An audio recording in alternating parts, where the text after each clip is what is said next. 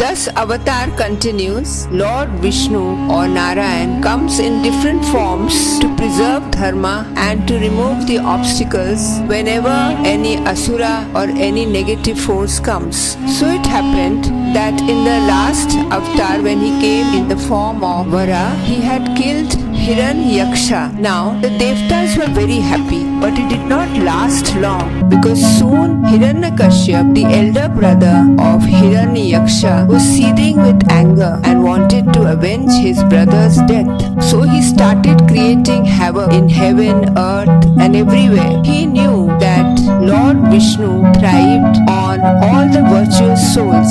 So he wanted to finish all the virtuous people and allow all the asuras to come. Therefore, he did lot of penance on Mount Mandara, so much so that all the plants and hill started growing on him, and at the same time there was trouble all around.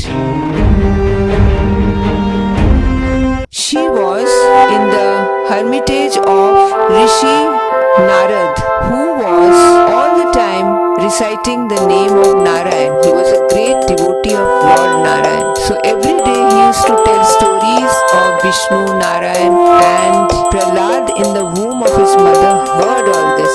So after his birth from childhood days, he started worshipping Lord Vishnu. In the meantime, Lord Indra with his Devtas went to Lord Brahma and said, help us. So Brahma came with all of them to Hiranyakashyap and rejuvenated him and said, you have done so much penance. Tell me, what do you want? I am ready to fulfill your wish. So he said, I want immortality. I want so much power that no one can kill me. Neither a man nor a beast, not in the daytime, not in the night. And like this he made many conditions. So Lord Brahma allowed him and said, granted, and went away. And immediately Hiranyakashyap ordered all the asuras to go to the heaven and tried to go there, to go to earth, tried to go there and destroy all the good people.